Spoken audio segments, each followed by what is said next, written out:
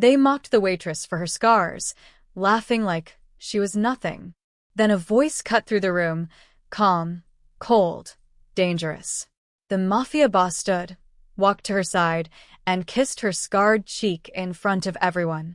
What they didn't know, 12 years ago, she saved his mother's life and vanished without a trace. The crystal chandeliers of Ricci's cast dancing shadows across white tablecloths as Alara Monroe balanced 3 plates on her left arm. Her right hand trembled slightly. It always did when Table 7 got loud. Tonight, they were louder than usual. Another bottle of the Barolo called out Marcus Chun, a real estate developer whose watch cost more than Alara's yearly rent.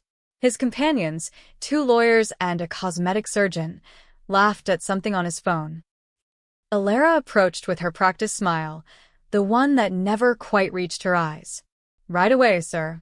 As she turned, her hair shifted, revealing the scar that ran from her left temple down to her jaw, a jagged reminder of a night 12 years ago that lived in her memory as nothing but smoke and screaming. "Jesus," muttered the surgeon, Dr. Philip Hayes. His voice carried across the quiet restaurant. "Did you see her face? That's tragic." Alara's steps faltered. "Keep walking," she told herself. "You've heard worse." But Marcus wasn't finished. "Hey, sweetheart." He snapped his fingers. "Come back here a second." Every instinct screamed at her to keep going, but she needed this job. She turned slowly, forcing her expression neutral. "Yes, sir?" "My buddy here." Marcus gestured to Dr. Hayes. "Runs the best cosmetic surgery practice in Manhattan. He could fix that mess on your face. Maybe knock off 20% if you mention my name." The table erupted in laughter. One of the lawyers, Sarah Kim, at least had the decency to look uncomfortable, but she said nothing. Alara felt heat crawl up her neck. Her scar tingled the way it always did when she was mortified. I'm fine, thank you." "Come on, don't be proud." Dr. Hayes leaned back in his chair. "You work in a place like this? You're the first thing people see. That kind of disfigurement affects tips, affects." "Affects what, exactly?" The voice cut through the restaurant like a blade through silk, quiet, calm, and absolutely lethal. Alara turned toward the sound. A man sat alone 3 tables away, his dinner untouched. She'd noticed him earlier because he was impossible not to notice. Tall, dark-haired, maybe 35, with the kind of presence that made even wealthy men check their posture. His suit was impeccable, midnight blue, probably Italian, definitely expensive. But it was his eyes that held her now. Dark, intense, and fixed on table 7 with an expression that made the temperature in the room drop 10 degrees. Marcus cleared his throat. "Excuse me, we're having a private conversation." In a public restaurant, the man interrupted, standing. He moved with predatory grace, each step deliberate. Where everyone can hear you humiliate someone who's done nothing but serve you with respect. Dr. Hayes bristled. "Look, friend, I was offering to help." "You were offering cruelty disguised as charity." The man stopped beside Alara. Up close, she could see a small scar on his left eyebrow, nearly invisible. "That's worse than honest cruelty. At least honest cruelty doesn't pretend to be kindness." The restaurant had gone completely silent. Even the kitchen staff had stopped clattering dishes. "Who the hell do you think you are?" Marcus stood, his face reddening. "Lorenzo De Luca," he said it simply, like stating the weather. The effect was instantaneous. Marcus went pale. Sarah Kim's wine glass slipped from her fingers, red liquid spreading across the white tablecloth like blood. Even Dr. Hayes looked suddenly ill. Alara had heard the name, of course. Everyone in New York had. The De Luca family controlled half the city's construction unions, owned legitimate businesses from shipping to real estate, and, if rumors were true, had connections that made powerful men nervous and foolish men disappeared. Lorenzo turned to Alara, and his expression softened in a way that made her breath catch. "That scar," he said quietly, so only she and the nearby tables could hear. "Do you know how you got it?" "A fire," Alara whispered. "When I was 15. I don't remember much."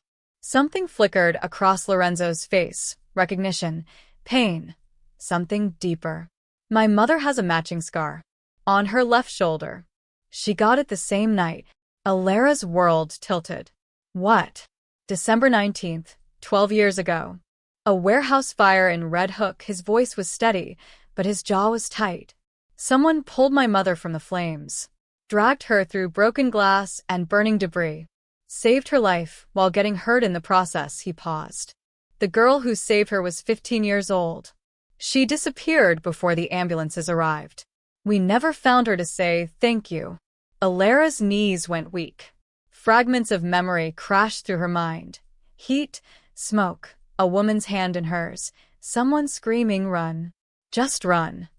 That girl, Lorenzo continued, his eyes never leaving hers, earned every mark on her skin. She's a hero. My hero. He leaned forward and pressed a gentle kiss to her scarred cheek. Thank you for giving me 12 more years with my mother. The restaurant erupted in whispers. Alara stood frozen, her hand rising unconsciously to touch the spot where his lips had been. Lorenzo straightened and turned back to table 7. Your bill has been paid. All of you.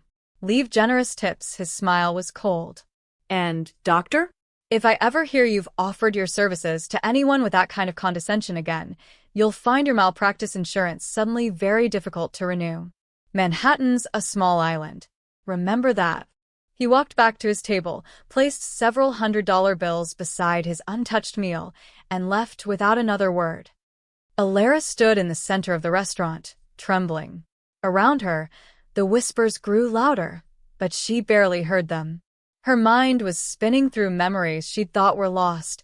A woman's face, frightened but grateful. A hand squeezing hers. A voice saying, "You're going to be fine, sweetheart. You're so brave." Alara, the sharp voice of her manager, Tom Ricci, nephew of the restaurant's owner, cut through her daze. My office. Now.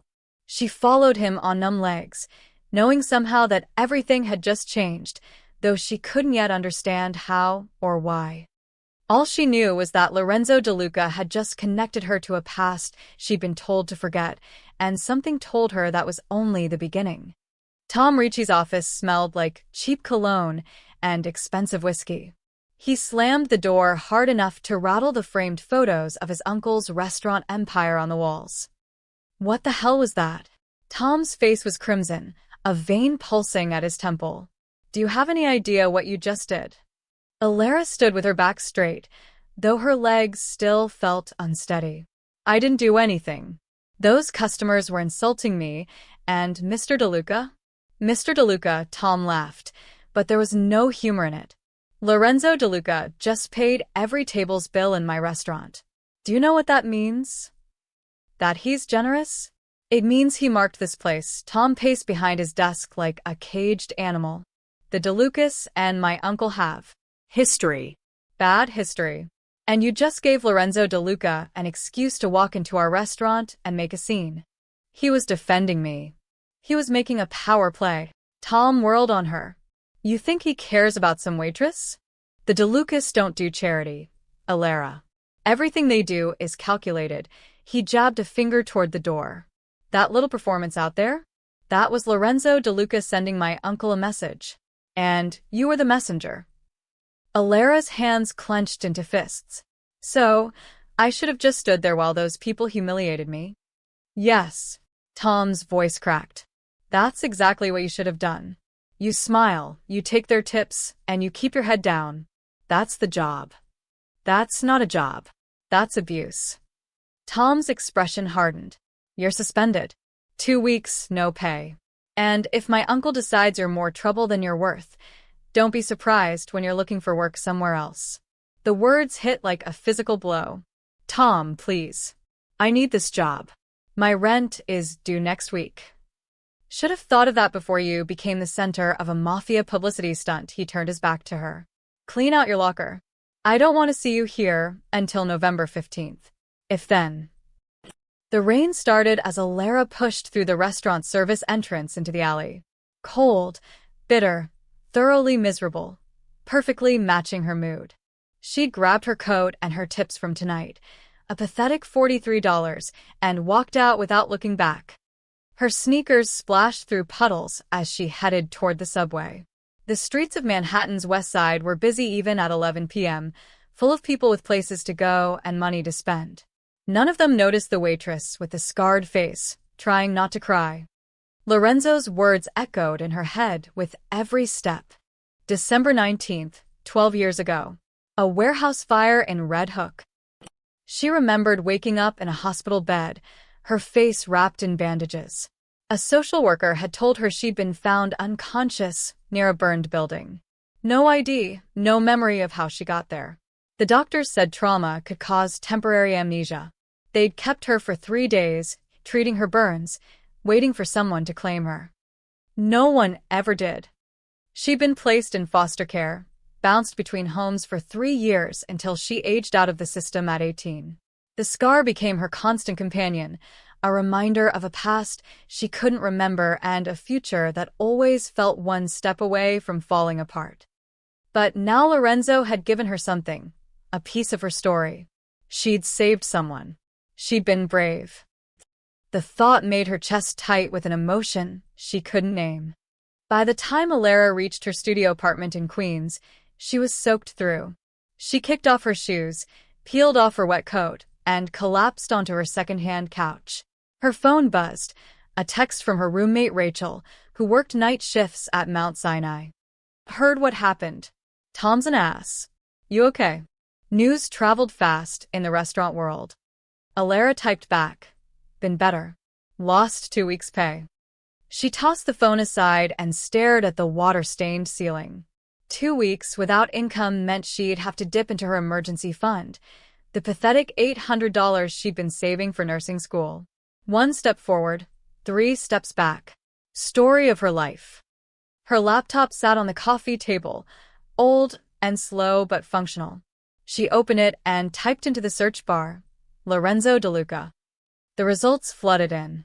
Articles from the New York Times, the Post, business journals. Photos of Lorenzo at charity galas, ribbon-cutting ceremonies, standing beside politicians. The DeLuca family's construction company had built half the new high-rises in Brooklyn. Legitimate business, the articles insisted, though there were always careful mentions of alleged ties and rumored connections.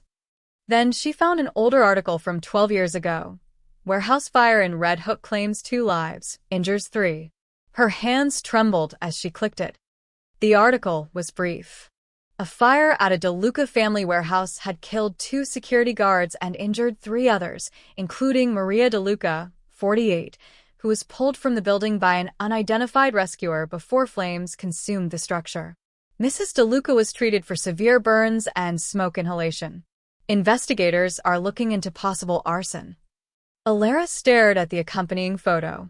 Maria DeLuca had dark hair and kind eyes that Alara suddenly remembered looking into through smoke and flames. A woman's voice. Go, sweetheart. Run. Don't look back. But Alara hadn't run. She'd grabbed the woman's hand and pulled her toward an exit she'd spotted through the smoke. The memories were fragmentary, like a shattered mirror, but they were real. Lorenzo was telling the truth. She had saved his mother. A knock on her door made her jump. She wasn't expecting anyone, and it was nearly midnight. Through the peephole, she saw a young man in a dark suit holding an envelope. Her heart hammered as she cracked the door open, keeping the chain lock engaged. Yes. Alara Monroe? His voice was polite, professional. I have a delivery for you. From Mr. DeLuca. Alara stared at the envelope on her coffee table like it might explode. The young man had handed it to her without ceremony, tipped his head politely, and disappeared back down the stairs before she could ask any questions. The envelope was heavy, cream-colored, with her name written in elegant script across the front. No address, no stamp, hand-delivered. She picked it up with trembling fingers and broke the wax seal embossed with an ornate letter D. Inside was a photograph. Her breath caught. The image showed a teenage girl, thin, with wild dark hair and a hospital gown, standing beside an ambulance. Her left cheek was bandaged, but her eyes were visible, wide, frightened, defiant. Behind her, firefighters battled flames consuming a massive warehouse. It was her, 15-year-old Alara, looking directly at the camera as if she didn't understand why someone was taking her picture. She flipped the photo over. On the back, stamped in dark blue ink, was the DeLuca family crest, a lion holding a key. Below it, someone had written in the same elegant handwriting, December 19th, 2013. Red Hook, the girl who vanished. No note. No explanation. Just the photograph and the date that had haunted her for 12 years. Alara's hands shook as she set it down. Why didn't she remember this photo being taken?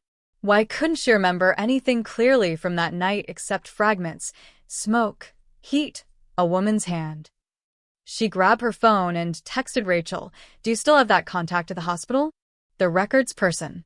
The response came quickly. "Jenny? Yeah, why? Need to find my old medical records. From when I was 15. That's sealed juvie stuff. Hard to access. I need a try. 3 dots appeared. Then, I'll ask. She owes me, but it might take a few days." Alara set down the phone and picked up the photograph again. Something about it felt wrong. Not the image itself, but the fact that it existed at all. If this photo had been taken the night of the fire, why hadn't the social worker shown it to her? Why had no one tried to find out who she was? The girl in the photograph looked lost, traumatized, like someone who should have been surrounded by concerned adults, not standing alone beside an ambulance while firefighters worked behind her. She opened her laptop again and searched for more information about the fire. Most articles repeated the same basic facts, but then she found something, a follow-up piece from a week later. DeLuca warehouse fire ruled accidental. Insurance investigation continues. The article mentioned that Antonio Ricci, a business rival of the DeLuca family, had filed a complaint alleging the fire was staged for insurance fraud. The investigation had cleared the DeLucas of any wrongdoing, but Ricci had gone on record calling it a convenient conclusion. Antonio Ricci, Tom's uncle, the owner of the restaurant where she'd worked for 3 years. Alara's stomach twisted. Was it coincidence that she'd ended up working for the DeLuca family's rival? Or was there something darker connecting these pieces? She spent the next hour searching for anything about Antonio Ricci and the DeLuca family. What she found was a decade-long feud, disputed construction contracts, accusations of bid rigging, lawsuits that went nowhere. The two families circled each other like sharks, never quite drawing blood but never backing down. And somehow, she was caught in the middle. Sleep didn't come easily. When it did, Alara dreamed of fire. She was 15 again, cutting through an alley in Red Hook on her way back to her foster home. She'd missed curfew, again, and knew she'd catch hell for it, but anything was better than being in that house with Mr. Peterson's wandering eyes and Mrs. Peterson's deliberate blindness. Smoke hit her first. Thick, black, choking. Then she saw the flames through a warehouse window and heard screaming. In the dream, everything was crystal clear, details her waking mind had buried. She'd kicked through a side door, found it unlocked. Inside, the heat was overwhelming. Shelves of boxes burned like kindling. And there, collapsed near an office door, was a woman in a blue dress. "Help!" The woman's voice was hoarse. "Please." 15-year-old Alara didn't think. She ran forward, grabbed the woman's arm, and pulled.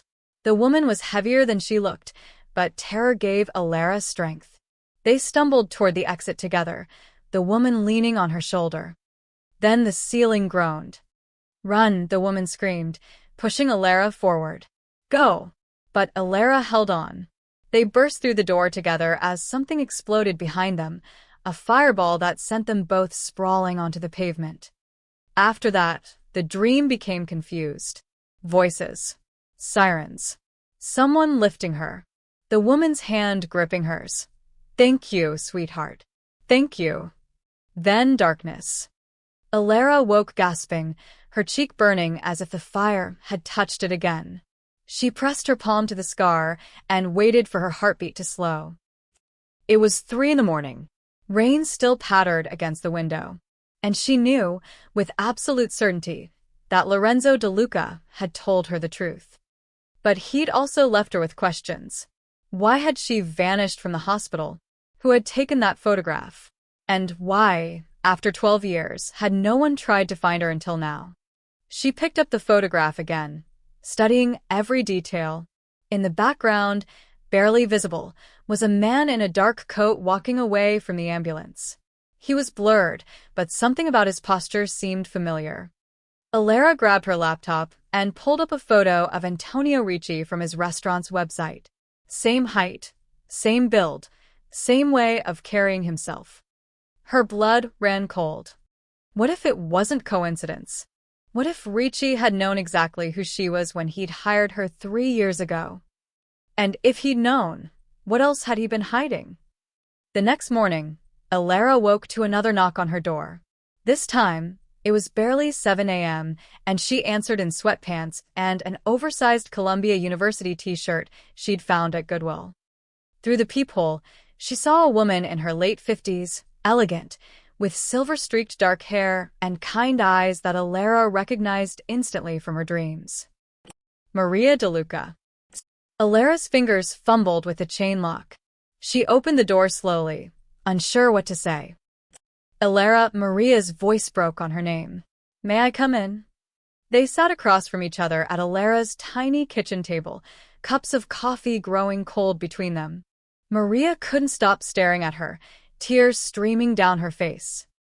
I never thought I'd see you again, Maria whispered.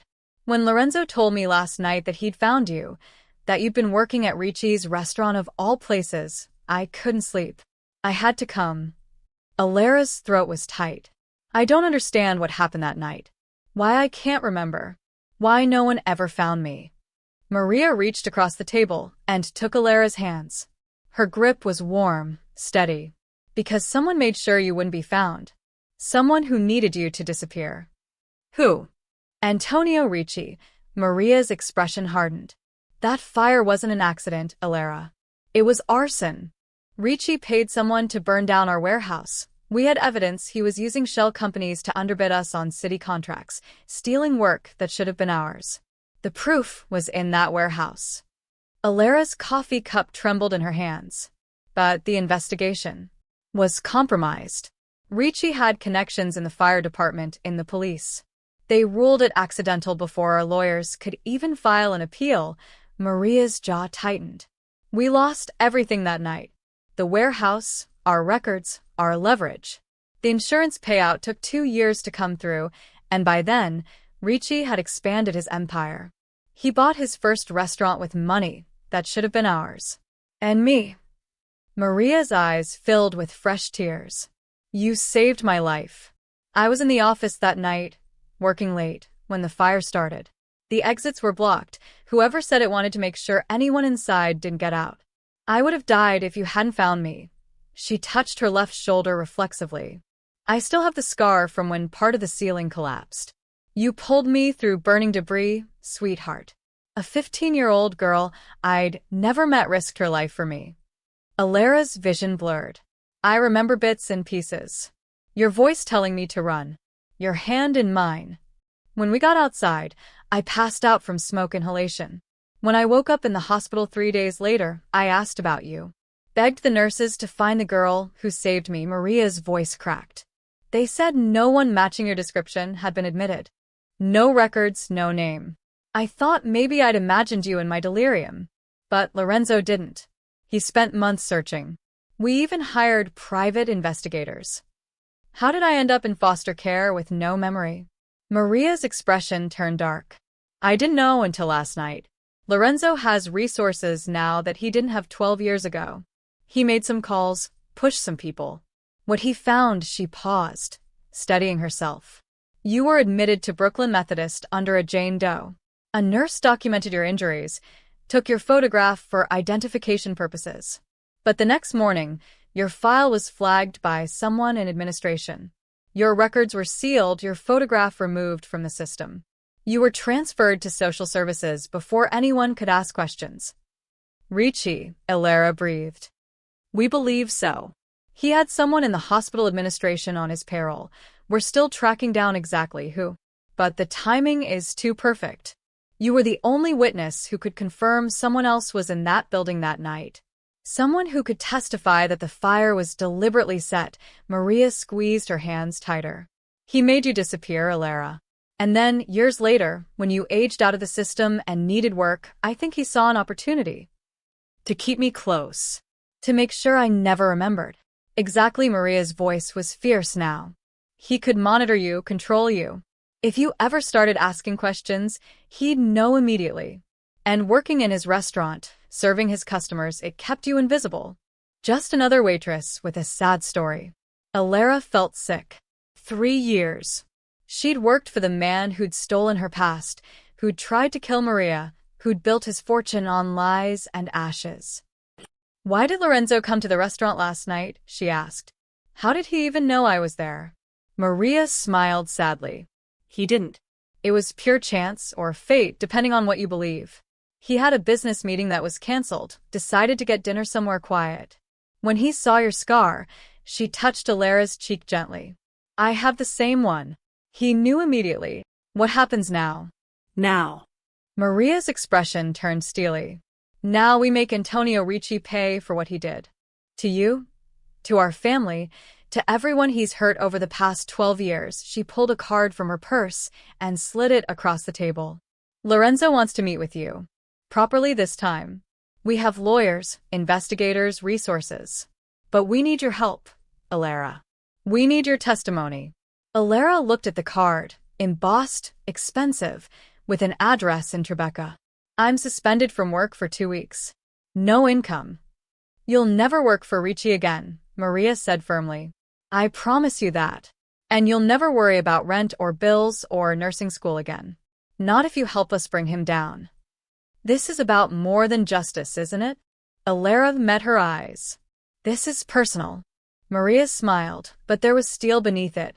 Sweetheart, everything worth fighting for is personal. The DeLuca estate in Tribeca occupied the top 3 floors of a converted silk factory.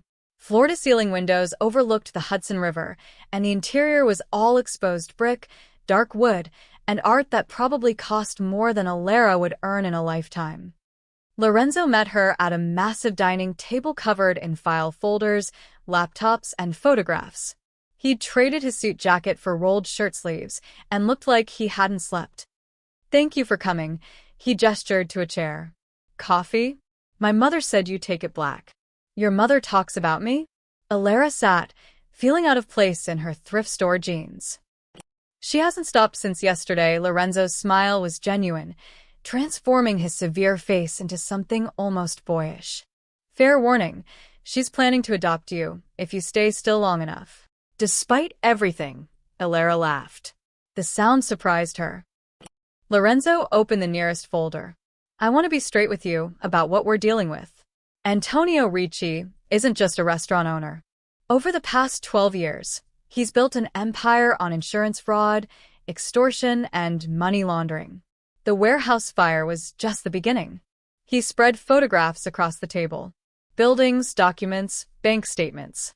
After our warehouse burned, Ricci collected a massive payout from a charity fund meant for small business fire victims. He claimed his own warehouse, 3 blocks from ours, was damaged by the same fire. It wasn't. But the charity paid him anyway because the fire inspector's report was conveniently vague.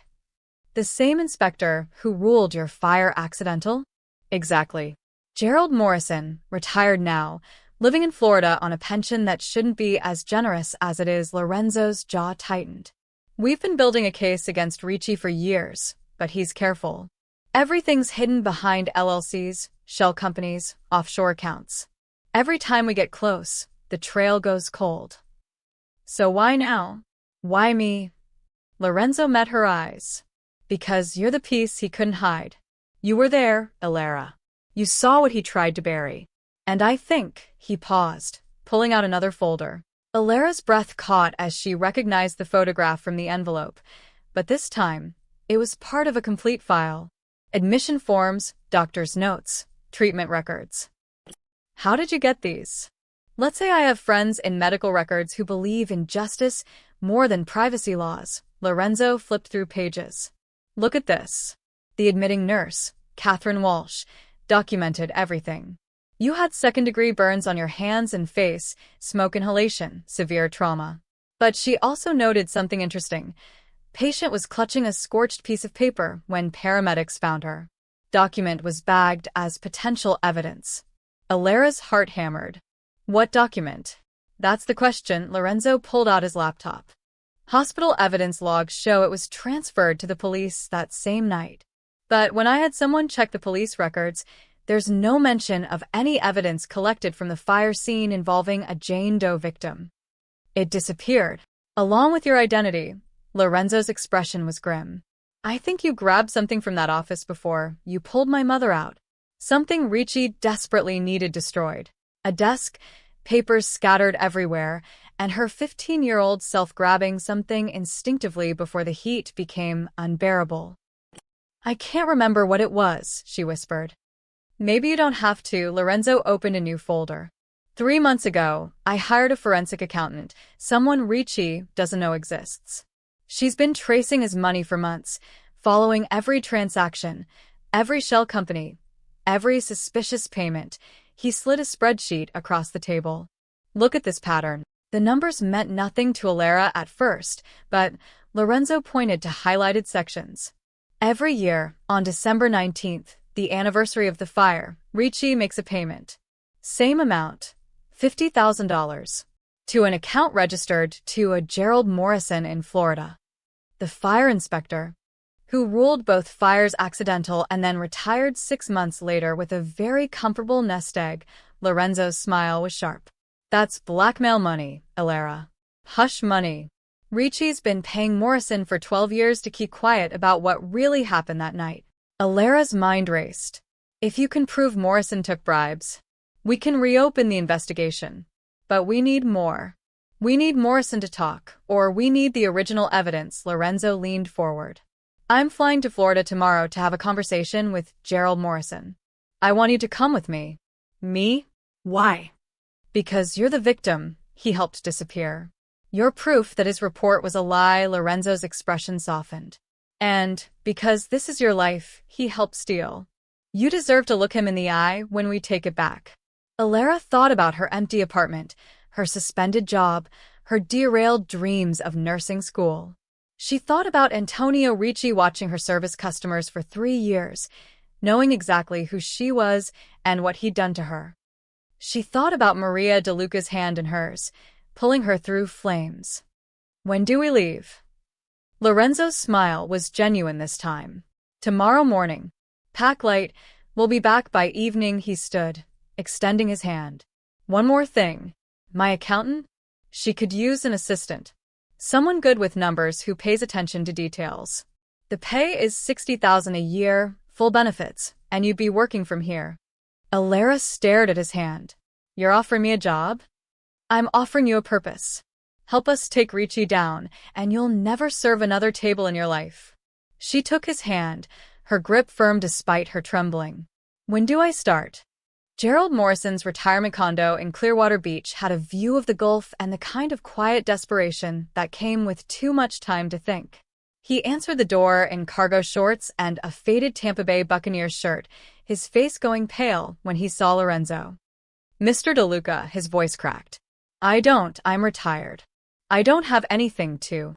This is Alera Monroe. Lorenzo stepped aside so Morrison could see her clearly. Though 12 years ago, you knew her as Jane Doe, the girl you helped erase from a crime scene. Morrison's hand trembled on the doorframe. His eyes fixed on Alera's scar, and something crumbled in his expression. Jesus Christ. May we come in? Lorenzo's tone made it clear refusal wasn't an option. The condo was generic, rental furniture, stock art on the walls, nothing personal except a few photographs of grandchildren. Morrison sat heavily on his couch while Lorenzo and Alera took the chairs across from him. The old man looked like he might be sick. I didn't know you were just a kid, Morrison said quietly, staring at Alera. Ricci told me you were an accomplice. Someone he needed to keep quiet. I thought, he rubbed his face. I thought I was protecting a legitimate business interest. You thought $50,000 a year was worth lying? Lorenzo's voice was ice. I thought my daughter's cancer treatment was worth it. Morrison's hands shook. Ricci knew. Somehow he knew about Emma's diagnosis, about the medical bills bankrupting us. He showed up at the hospital 3 days after the fire, told me he could make our problems disappear if I made the investigation disappear. His voice broke. My little girl was dying. What would you have done? The silence stretched. Alara felt something twist in her chest. Anger, yes, but also unwanted understanding. She thought about her own desperation, the choices she'd made just to survive. Is your daughter alive? She asked quietly. Morrison's eyes filled with tears. Yes. Thanks to Ricci's money, she got the treatment she needed. She's 26 now, married, has a baby girl. He looked at Alara's scar. But I see your face, and I know what I did. I've seen it every December 19th for 12 years. Lorenzo pulled out a folder. Tell us about the evidence. The document Alara was holding when paramedics found her. Morrison's shoulders sagged. It was a ledger page. Handwritten, partially burned. Listed payments to city officials, names, amounts, dates. I recognized 3 of the names. Building inspectors who'd signed off on Ricci's projects. He met Lorenzo's eyes. It was proof of systematic bribery. If that page had gone into evidence, Ricci's entire operation would have collapsed. What happened to it? I handed it directly to Ricci. He was waiting at the precinct when I brought it in, said he needed to verify it wasn't stolen DeLuca property. Morrison laughed bitterly. I knew he was going to destroy it. I knew, and I did it anyway. Alara's fists clenched. And me? Why did I disappear? Ricci was afraid you'd seen too much, remembered too much. He had someone at Brooklyn Methodist, an administrator named Paul Chin, flag your file and transfer you out before anyone could properly identify you or take a detailed statement. Morrison's voice dropped. Chin received a very generous donation to his son's private school fund. $50,000, same as me. Ricci was good at finding people's pressure points. Lorenzo leaned forward. Here's what's going to happen, Gerald. You're going to give us a full written statement. Every detail, every payment, every lie. You're going to testify, if this goes to trial. In exchange, we'll recommend leniency and arrange for your daughter's continued care if Ricci tries to retaliate. And if I refuse, then I'll make sure every law enforcement agency in Florida knows you're sitting on 12 years of evidence in an arson case that killed 2 people. Lorenzo's expression was granite. Your pension disappears. Your reputation disappears. And your daughter learns what her father really did to save her. Morrison closed his eyes. When he opened them, he looked 10 years older. What do you need me to do? 3 hours later, they sat in a rented conference room at a Clearwater law office. Morrison's statement was being notarized while Lorenzo's lawyer video called from New York, confirming they had enough to reopen the case. Alara stood at the window, watching the sun set over the Gulf. She felt hollowed out, exhausted in a way that had nothing to do with the flight or the heat. Lorenzo joined her, 2 bottles of water in his hands. He offered her one. You okay? I don't know. She took the water but didn't open it. He made a choice to save his daughter. Can I really hate him for that? You can hate what he did and still understand why he did it. Those things aren't mutually exclusive. Lorenzo's voice was gentle. Ricci's good at finding desperate people and making them complicit. Morrison, Chin, probably dozens of others over the years. That's how men like him build empires, one compromised soul at a time. Is that what happened to you? The question slipped out before Alara could stop it. How you became who you are. Lorenzo was quiet for a long moment. My father built our business on handshakes and favors. Some legal, some less so. When he died, I inherited all of it, the legitimate construction company and the debts that came with it. Debts to people who don't accept no as payment. He met her eyes. I've made choices I'm not proud of to keep my family safe. The difference is I own them. Ricci hides behind other people's desperation. What happens when we get back to New York? We give Morrison's statement to the district attorney. With his testimony and our financial records, We can prove Ricci committed arson, insurance fraud, bribery, and obstruction of justice. Lorenzo's jaw tightened. He's going to prison, Alara. For a long time. She turned to face him fully. He's been watching me for 3 years. Living in his restaurant, serving his food, being invisible. What if? Her voice wavered. What if he knows we're coming for him? Lorenzo's expression turned predatory. Then he'll do what desperate men always do. He'll make a mistake. And we'll be waiting. Antonio Ricci's annual charity gala was legendary in New York social circles. A black tie affair at the Plaza Hotel, where Manhattan's elite paid $1,000 a plate to pretend they cared about underprivileged youth. This year's event, scheduled for November 10th, had sold out in 3 days. Lorenzo wasn't on the guest list. He bought a table anyway. This is insane, Alara said, staring at the emerald green gown hanging in Maria's guest room. She'd been staying at the DeLuca estate since they'd returned from Florida 4 days ago, working with Lorenzo's forensic accountant during the day and trying not to think about what came next. Maria appeared in the doorway, elegant in midnight blue silk. Insane is letting that man have one more night thinking he's untouchable. Tonight, we change that. What if he recognizes me? He will. Maria's smile was sharp. That's the point. The gown fit perfectly, off-shoulder, elegant, expensive enough to make Alara feel like an imposter. Maria had done her hair in soft waves, and for the first time in years, Alara didn't try to hide her scar. She let it show, a silver line down her cheek that caught the light. You look like a warrior, Maria said softly. Exactly what you are. Lorenzo was waiting in the foyer, devastating in a tuxedo.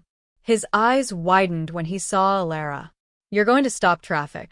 I'm going to throw up, Alara muttered. Do it after we destroy Ricci. He offered his arm. Ready? She wasn't, but she took his arm anyway. The plaza's grand ballroom glittered with crystal chandeliers and false charity. Alara recognized faces from the restaurant, wealthy patrons who'd never looked at her twice when she was wearing an apron. Now, in her gown, and on Lorenzo DeLuca's arm, they couldn't stop staring.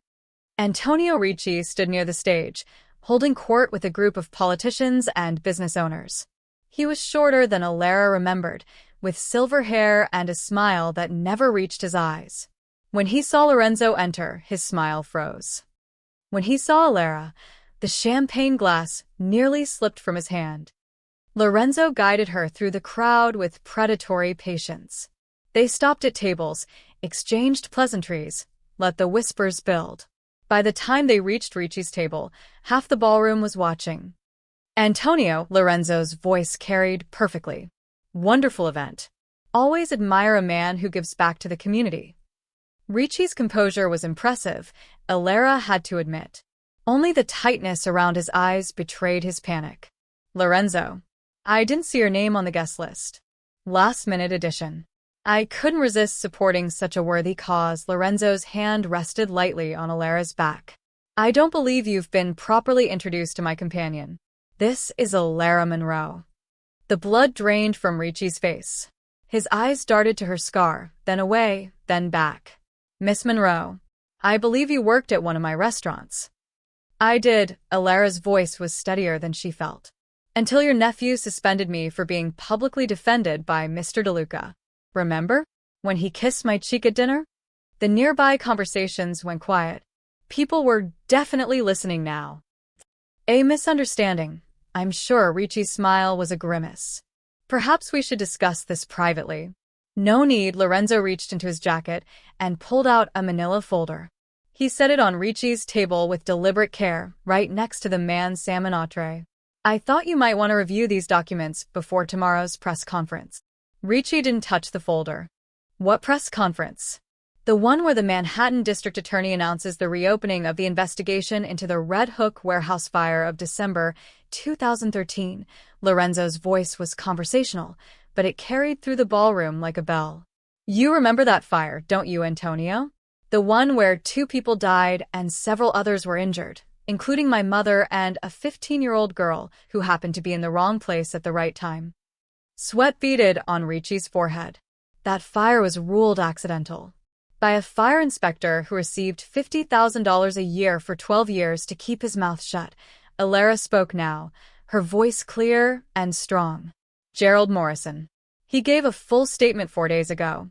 It's all in that folder. His testimony, the payments you made, the evidence you destroyed. Ricci's hand shot out to grab the folder, but Lorenzo caught his wrist. The movement was casual, but Ricci winced. I wouldn't, Lorenzo said softly.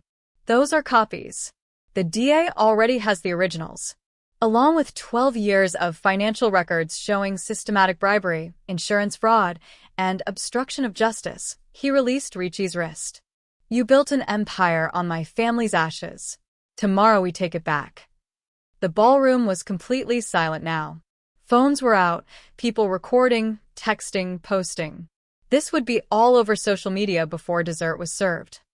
Ricci looked around wildly, seeing his carefully constructed world crumbling in real time. His eyes settled on Alara, and something ugly twisted his features. You are nothing. A street kid who should have died in that fire. I gave you a job, a purpose. You gave her a cage. Maria's voice cut through the ballroom like a blade. She'd appeared beside them, regal and fierce.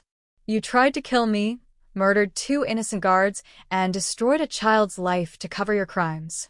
Tomorrow, the whole city will know exactly what you are. Ricci's lawyer materialized at his elbow, whispering urgently. Ricci shook him off. You can't prove any of this. It's all circumstantial. Paul Chen is talking to, Lorenzo said. The hospital administrator who flagged Alara's records. Turns out he kept copies of everything, including the email you sent ordering him to make a 15-year-old girl disappear. He leaned closer. It's over, Antonio. The only question now is whether you surrender with dignity or wait for the FBI to arrest you at breakfast. For a moment, Alara thought Ricci might attack Lorenzo. His fists clenched, his face purple with rage. But then he seemed to deflate, seeing the phones, the witnesses, the inescapable truth of his situation. He looked at Alara one last time. You should have stayed invisible. No, Alara said quietly. You should have let me be found. 6 months later, spring sunshine poured through the floor-to-ceiling windows of a renovated brownstone in Brooklyn. The building had once been a shelter. Now it was something more, a place where people who'd fallen through society's cracks could find their footing again. Alara stood in the main hall, watching volunteers arrange chairs for the opening ceremony. The banner above the stage read, "The Silent Mark Foundation, turning scars into strength." You're going to wear a hole in the floor, Rachel said, appearing with 2 cups of coffee. She'd left the hospital 3 months ago to become the foundation's program director. Everything's perfect. Stop worrying. I'm not worrying. I'm Alara Post. Okay, I'm waiting. What if no one shows up? Are you kidding? We've had to turn people away. Burn survivors, whistleblowers, foster kids aging out of the system. Everyone wants to see this place. Rachel squeezed her shoulder. You did this, Alara. You built something real. The months since the gala had been a whirlwind. Ricci's arrest had made national news. The restaurant empire brought down by the waitress he'd tried to erase. Morrison and Chun had both testified, their statements corroborating the financial evidence Lorenzo's team had assembled. The trial had lasted 6 weeks. The verdict took the jury 4 hours. Antonio Ricci was sentenced to 23 years in federal prison for arson, conspiracy to commit murder, insurance fraud, bribery, and obstruction of justice. His restaurants were sold to pay restitution. His name became synonymous with corruption. But for Alara, the real victory wasn't Ricci's imprisonment. It was this, the foundation, the second chances, the chance to turn her pain into purpose. 5 minutes, called one of the volunteers. Alara smoothed her dress, simple, blue, professional. She'd finished her GED 2 months ago and started online classes toward a business degree. Maria insisted on paying tuition, refusing to take no for an answer. You saved my life, she'd said. Let me invest in yours. The doors opened and people flooded in. Survivors with visible scars and invisible ones. Journalists, donors, politicians who wanted to be photographed doing good. And in the front row, Maria De Luca sat beside her son, both of them beaming with pride. Lorenzo caught Alera's eye and smiled. Something warm unfurled in her chest. Over the past 6 months, he'd become more than an ally. He'd become a friend, then something that felt like it might become more if they both had the courage to reach for it.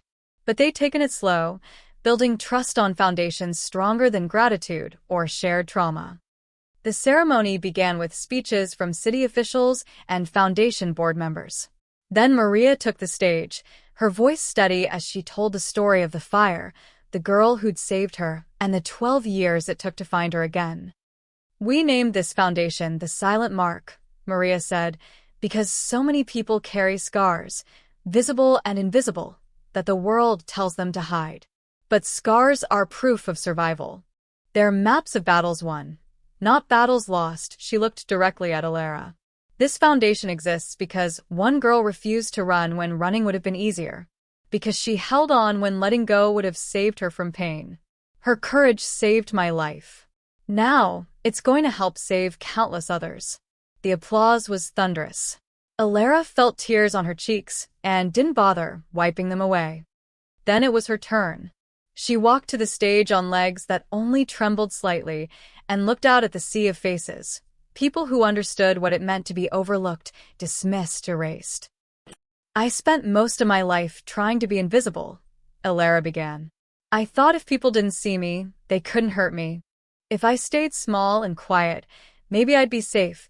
She touched her scar, the gesture unconscious now. But invisibility isn't safety. It's just another kind of cage. She thought about 15-year-old Alera, running into a burning building without thinking. About the girl who'd vanished from hospital records but never stopped surviving. About the waitress who'd served her enemies' customers with her head down and her dreams locked away. This foundation is for everyone who's been told they're broken, that their scars make them less, that their past defines their future. Her voice grew stronger. "We're here to say that's a lie. Our scars don't diminish us. They prove we're fighters. And together, we're going to make sure no one has to fight alone." The applause shook the rafters. People rose to their feet, survivors and supporters alike, united in the belief that second chances mattered, that redemption was real, that one person's courage could light the way for others. After the ceremony, Lorenzo found her on the brownstone's back terrace, looking out at the garden Maria had designed, a peaceful space with stone benches and flowering trees.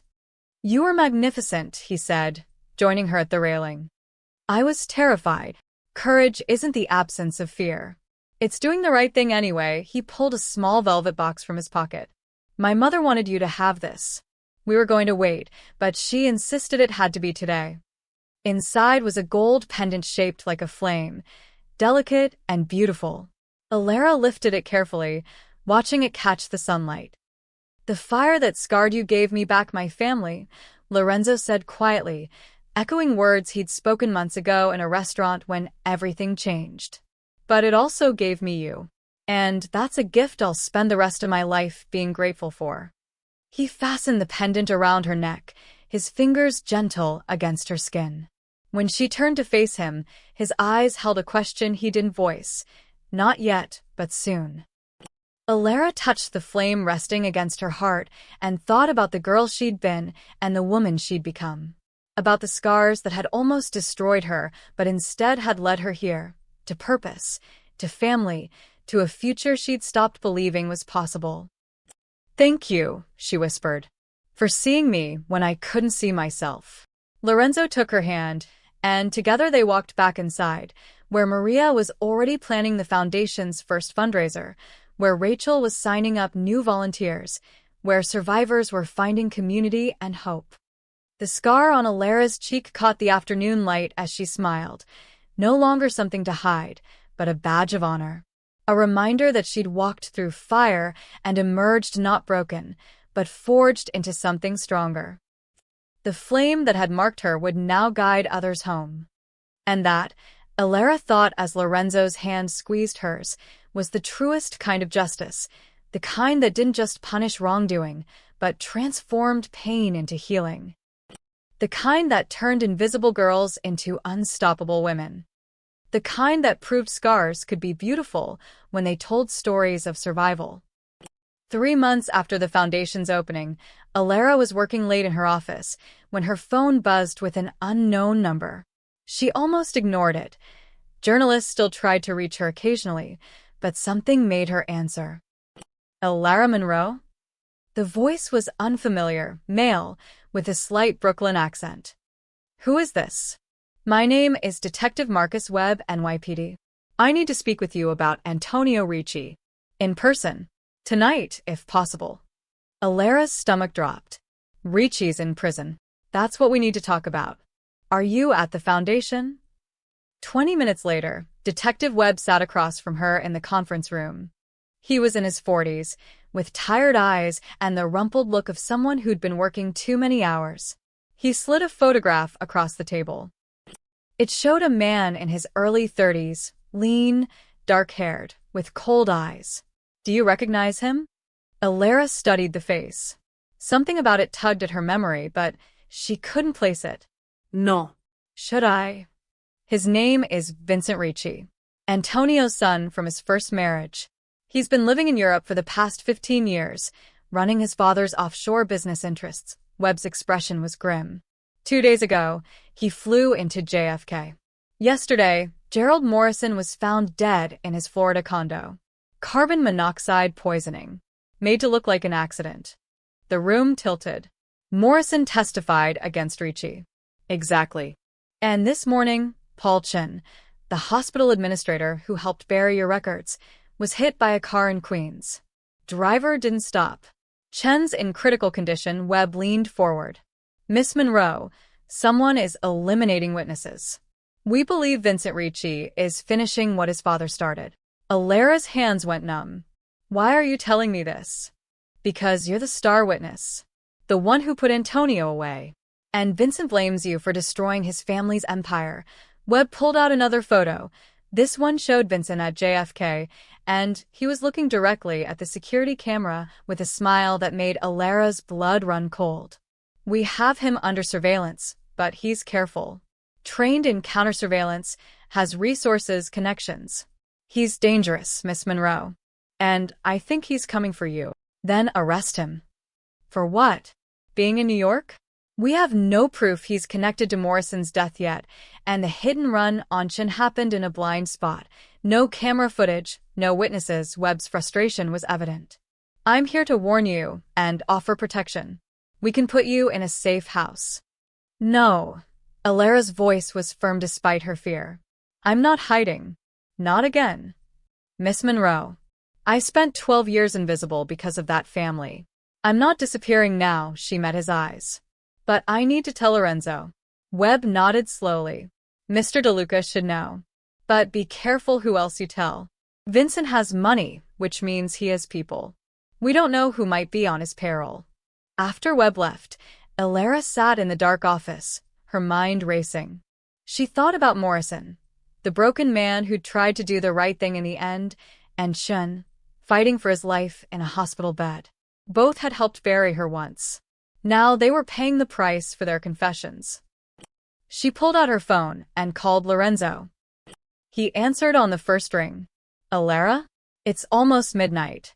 Vincent Ricci is in New York. The words tumbled out. Morrison's dead. Chen's in the hospital. The police think Vincent is eliminating witnesses. Silence. Then, where are you? Still at the foundation. Stay there. Lock the doors. I'm 10 minutes away. His voice was hard, controlled. Alara, do not leave that building. Do you understand? Yes. I'm coming. She hung up and moved to the window, looking out at the quiet Brooklyn street. A car was parked across the street, a dark sedan that hadn't been there when she'd arrived. As she watched, someone in the driver's seat lit a cigarette, the brief flare illuminating a man's face. A face she'd seen in Webb's photograph. Vincent Ricci was already here. Alara backed away from the window, her heart hammering. She grabbed her phone to call 911, but before she could dial, the lights went out. The entire building plunged into darkness. She stood frozen, listening to the silence. Then she heard it, the sound of the front door opening. She'd locked it. She knew she'd locked it. Footsteps echoed in the hallway below. Slow, deliberate, coming closer. Alara's office was on the second floor. There was a fire escape outside her window, but she'd have to cross the room to reach it. In the darkness, she'd be blind. The footsteps reached the stairs. She moved as quietly as she could, feeling her way along the wall toward the window. Her hand found the latch just as the footsteps reached the second-floor landing. Alara Monroe. Vincent's voice was smooth, educated, nothing like his father's rough edges. I just want to talk about what you took from my family. She yanked the window open. The fire escape was right there, just a step away. Running again? Vincent's silhouette appeared in her doorway. That's all you've ever done, isn't it? Run from fires. Run from the truth. Run from the consequences of your actions. I didn't take anything from you, Alara said, her voice steadier than she felt. Your father destroyed his own empire. My father built something real. Something that lasted decades. And you, his voice hardened. A nobody with a scar and a sob story. You tore it all down in 6 months. He tried to kill people. He killed 2 guards. Collateral damage in business. Vincent stepped into the room. In the dim light from the street, she could see he was holding something. A gun. You know what's funny? My father always said the biggest threat to any operation isn't the law. It's witnesses. People who see too much, remember too much. He should have finished the job 12 years ago. Alara's hand found the fire escape railing. The police know you're here. The police know Vincent Ricci is staying at the Plaza Hotel, having drinks in the bar, visible on multiple security cameras. His smile was cold. They don't know about the man who looks nothing like me, who's been watching you for 3 days, learning your patterns. He raised the gun. Alara threw herself through the window onto the fire escape as the shot rang out. Glass exploded above her head. She scrambled down the metal stairs, her feet slipping on the rain-slick rungs. Another shot. The railing beside her hand sparked. She jumped the last few feet to the alley and ran. Behind her, she heard Vincent's footsteps on the fire escape, fast and sure. He was younger, faster, and he knew she had nowhere to go. But Alara had spent 12 years surviving. She knew how to disappear into shadows, how to move through alleys, how to stay alive when everything said she shouldn't be. She just had to stay ahead of him until Lorenzo arrived. If she could make it that long. Alara's lungs burned as she sprinted through the Brooklyn streets. Behind her, Vincent's footsteps echoed off brick walls. She ducked into an alley, pressing herself against a dumpster, trying to control her ragged breathing. Her phone vibrated. Lorenzo. She answered without speaking. I can hear you running, his voice was urgent. Where are you? Alley behind the foundation, she whispered. He has a gun. Lorenzo, he shot at me. I'm 2 blocks away. Keep moving toward Atlantic Avenue. Stay in populated areas. The footsteps stopped. Alara's blood went cold. In the silence, she heard Vincent's voice, calm and conversational. You know what I learned in Europe, Alara? Patience. My father was always too impulsive, too emotional. That's why he got caught. A pause. I've been watching you for weeks.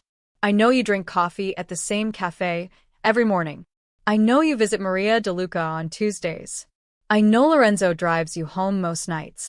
Alara's hand trembled on the phone. Lorenzo could hear everything. I could have taken you any time, Vincent continued. But I wanted you to understand something first. This isn't revenge. This is business. You exposed our operation, cost us millions in assets. That requires compensation. I'm not dying for your father's crimes, Alara called back, moving quietly toward the alley's far exit. Vincent's laugh was soft. Who said anything about dying? Death is too quick, too merciful. No, I want you to live, Alara. But I want you to live knowing you destroyed everything you built. She reached the alley's end and risked a glance around the corner. Atlantic Avenue was 30 feet away, lit and crowded with late-night pedestrians. Safety. The foundation, for instance, Vincent said. Beautiful building. Old bones, though. Outdated electrical system. One spark in the right place. Alara's stomach dropped. You wouldn't. Wouldn't I? My father went to prison for arson.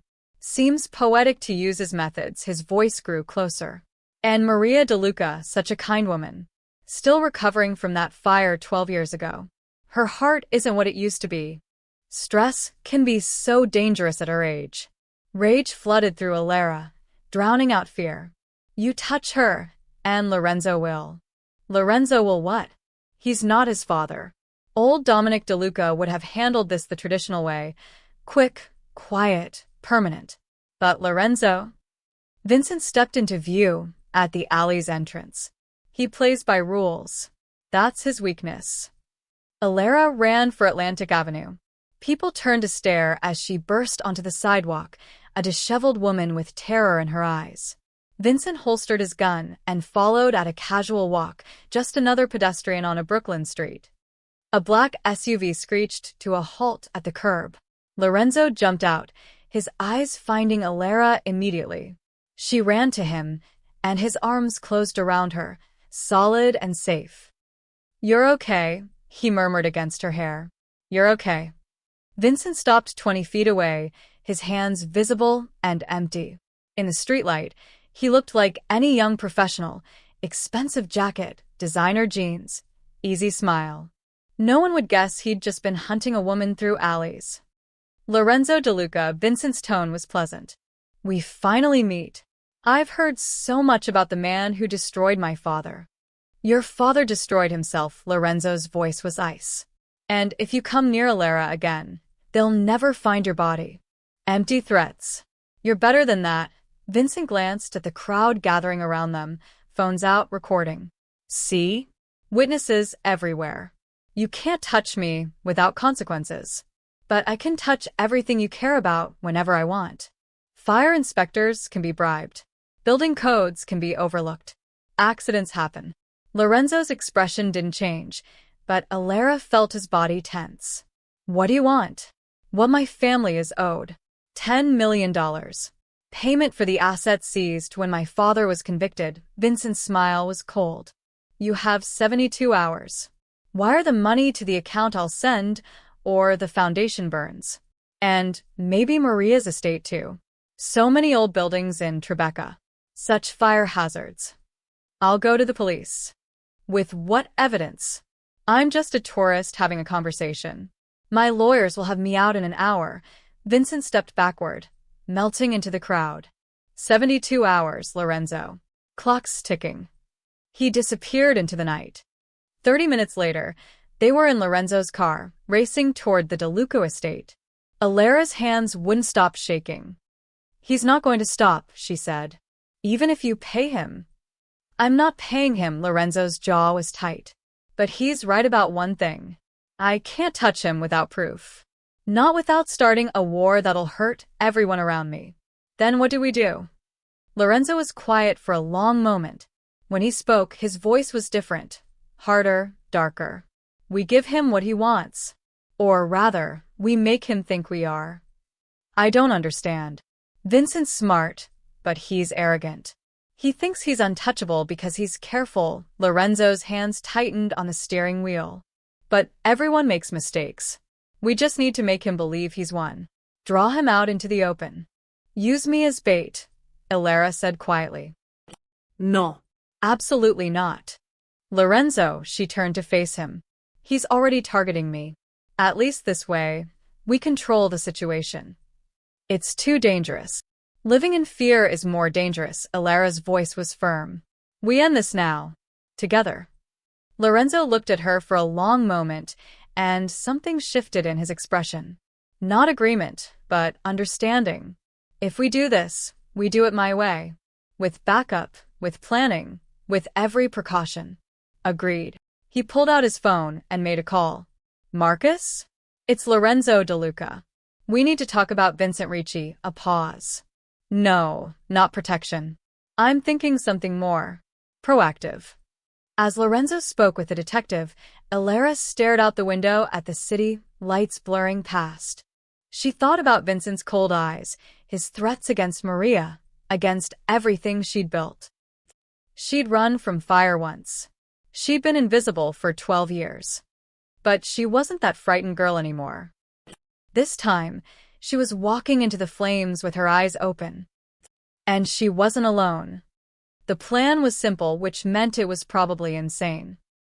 Elara stood in the Foundation's main hall 48 hours later, watching Lorenzo's security team install hidden cameras in every corner.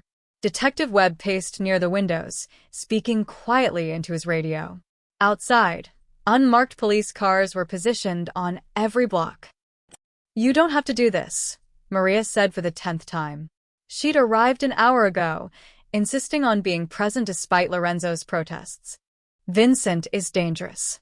If something goes wrong, then we'll handle it." Elara squeezed her hand. "But he needs to believe I'm alone and vulnerable. That's the only way he'll come himself instead of sending someone expendable." The trap was elegant in its simplicity. Lorenzo had sent a message to Vincent's burner phone: "Foundation empty tonight. Security system offline for repairs. Elara working late alone. Last chance to make your point before the money transfers." They were betting that Vincent's ego, and his need to personally terrify her, would override his caution. "He'll come," Lorenzo said, checking his weapon. He wore a Kevlar vest under his shirt, and his expression was the one Elara had learned meant he was in what Maria called Dominic mode, channeling his father's ruthless instincts. "Vincent wants me to know he can reach you anytime. He'll want to prove it. And when he does?"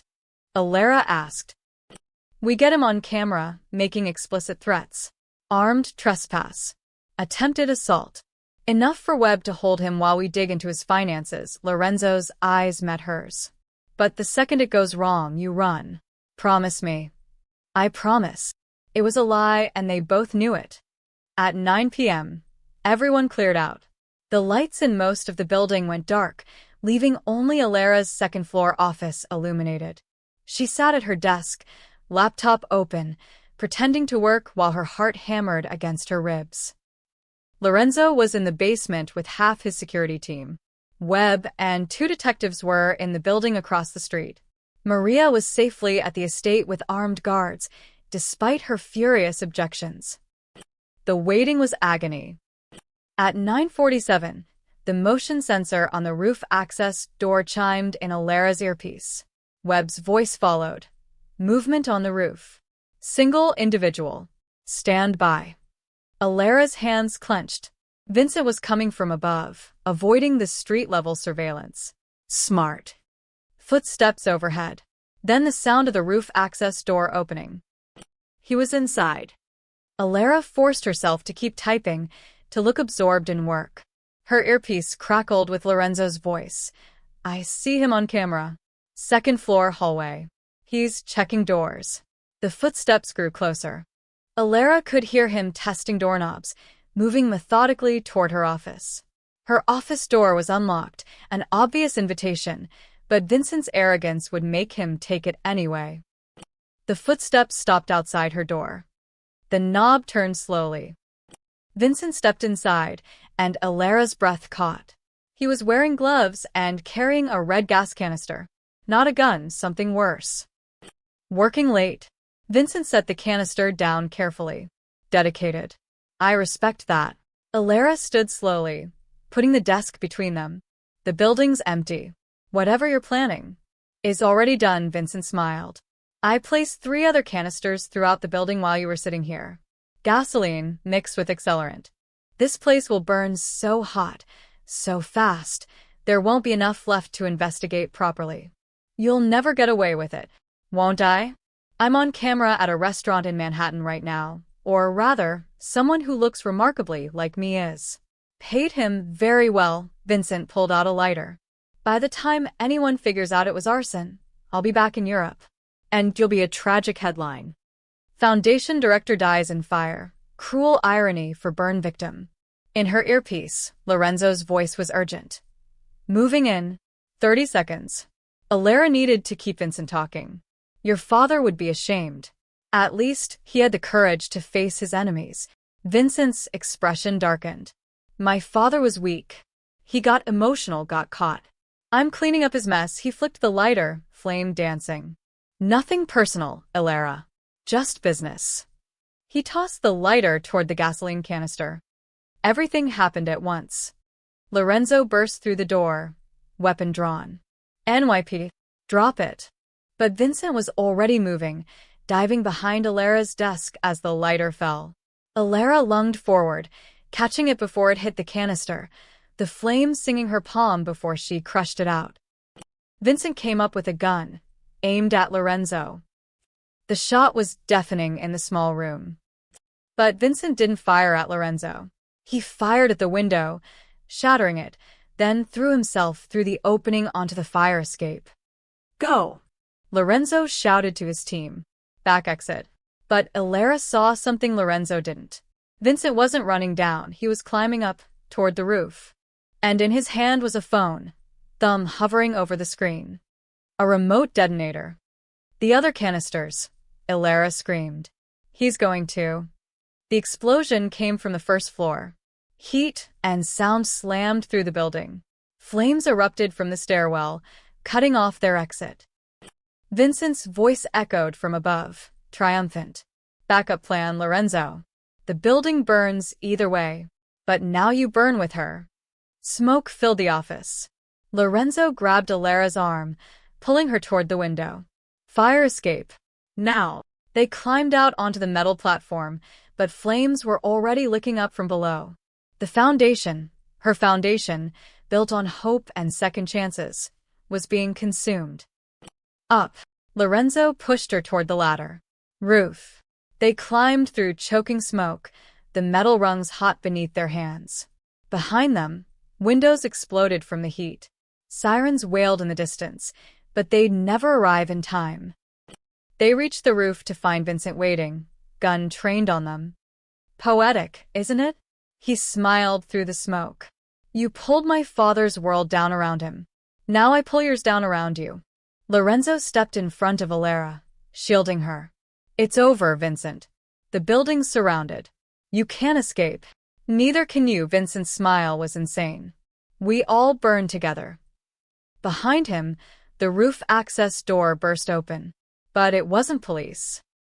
It was Maria DeLuca, holding a gun with steady hands and murder in her eyes. You want to burn? Her voice was cold steel. Let me introduce you to real fire. Maria's gun never wavered. Drop it, Vincent. Or I'll finish what your father started, destroying this family's legacy completely. Vincent's smile faltered. You won't shoot. Lorenzo's too civilized for her. The shot cracked through the night. Vincent's gun flew from his hand, skittering across the rooftop. He clutched his bleeding wrist, shock replacing arrogance. My husband taught me to shoot before Lorenzo was born, Maria said calmly. And unlike my son, I don't waste time with warnings. Police flooded onto the roof. Webb emerged from the stairwell, coughing but alive, his team behind him. They'd used the service entrance, avoiding the flames. Vincent was on the ground in seconds, hands cuffed behind his back. You're insane, Vincent spat at Maria. You could have killed me. If I wanted you dead, you'd be dead. Maria lowered the gun, and Lorenzo carefully took it from her trembling hands. I wanted you scared. Like you scared my family. Firefighters were already battling the blaze below. Webb pulled Ilera aside as paramedics checked her burned palm. We got everything on camera. The threats, the arson, the attempted murder. He's going away for decades. The foundation, Ilera's voice broke, can be rebuilt. Lorenzo appeared beside her, soot-streaked but whole. Buildings are just wood and stone. What matters is the people. But as Ilera watched flames consume the brownstone, the space she'd poured her heart into, grief overwhelmed her. This was supposed to be where broken people found healing. Now it was just another fire in her life, taking everything away. 3 weeks later, Ilera stood in the ruins of the foundation, surrounded by construction crews and architects. Insurance adjusters had declared it a total loss. The investigation confirmed Vincent had planted 4 separate incendiary devices. He'd meant to leave nothing standing. He'd almost succeeded. Miss Monroe. A woman approached, mid-50s, professional, kind eyes. I'm Sandra Chen. Paul's sister. Alara's throat tightened. Paul Chun had died 2 days after Vincent's arrest, never waking from his coma. Another victim of the Ricci family's violence. I'm so sorry about your brother. He made mistakes. Big ones. Sandra's voice was steady. But at the end, he tried to do the right thing. That should count for something. She handed Alara an envelope. He left this for you. Wrote it in the hospital before the coma, just in case. Inside was a letter in shaky handwriting. Alara, I helped erase you once. Let me help rebuild you now. My life insurance policy, $500,000, goes to the Silent Mark Foundation. It's not enough to undo what I did, but maybe it's enough to start again. Paul Chun. Tears blurred Alara's vision. He didn't have to. He wanted to. Said you deserved a second chance. Since he took your first 1 inch, Sandra squeezed her shoulder. Build something beautiful. Make it mean something. 6 months later, the new Silent Mark Foundation opened its doors. The building was modern, fireproof, with state-of-the-art safety systems. But it kept elements of the old. Scorched bricks from the original brownstone were incorporated into the entrance, a reminder that beauty could rise from destruction. The dedication plaque read, "In memory of Paul Chin and Gerald Morrison, proof that it's never too late to choose courage over fear." The opening ceremony was smaller this time, more intimate. Survivors shared stories. Maria spoke about resilience. Rachel introduced new programs for foster youth and whistleblower support. Then Lorenzo took the stage, and the crowd quieted. A year ago, I walked into a restaurant and saw someone being humiliated for her scars. I defended her because I recognized those scars. They matched my mother's. They were proof of heroism, not shame. He found Alara in the crowd. But I've learned something since then. Scars aren't just proof of what we've survived. They're proof of what we chose to become afterward. He gestured to the building around them. This foundation burned. Vincent Ricci tried to destroy it, just like his father tried to destroy the girl who saved my mother. But here we are. Rebuilt, stronger, fireproof. His voice grew firm. You can't burn down courage. You can't destroy hope. And you can't erase people who refuse to stay invisible. The applause was thunderous. Later, as the sun set over Brooklyn, Alara and Lorenzo stood on the new rooftop garden, Maria's design, peaceful and green, nothing like the nightmare that had unfolded on the old building's roof. Vincent's trial starts next month, Lorenzo said quietly. 23 counts including attempted murder, arson, and conspiracy. The DA thinks he'll get 40 years minimum. His father got 23. Together, that's, Alara calculated, 63 years of Ricci men behind bars. Justice isn't always poetic, but sometimes it rhymes. Lorenzo took her hand. Are you ready for what comes next? The trial? Testifying again. After that, he turned to face her fully. I know we've taken things slow. Given everything that's happened, I wanted you to have time to heal, to build your own life without feeling obligated. Alara kissed him, cutting off his careful words. When she pulled back, his eyes were wide with surprise and something deeper. I'm not obligated, she said firmly. I'm chosen. There's a difference. His smile was radiant. Then choose this. He pulled out a small box. Not a ring, but a key. Move into the estate. Not as a guest, as family. Help me figure out what comes next for both of us. Alara took the key, feeling its weight. A year ago, she'd been invisible, a scarred waitress with no past and no future. Now she was surrounded by people who saw her, valued her, loved her. Yes, she whispered. Maria appeared with champagne, having clearly been eavesdropping. Finally, I was starting to think I'd have to lock you two in a room together. They laughed, the sound carrying over the Brooklyn rooftops as the city lights began to glow. Below, the foundation's windows blazed with warmth, not fire this time, but light. Inside, survivors were finding community, whistleblowers were finding safety, and invisible people were learning to be seen.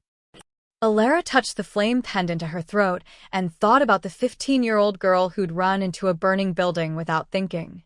That girl had saved Maria's life, but lost her own identity in the process.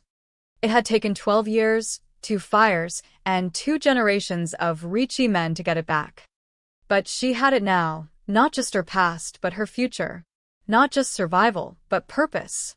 Not just scars, but stories worth telling. The fire that marked her would always be part of who she was. But it no longer defined her.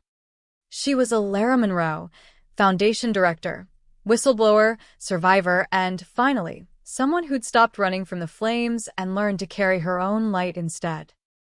The end.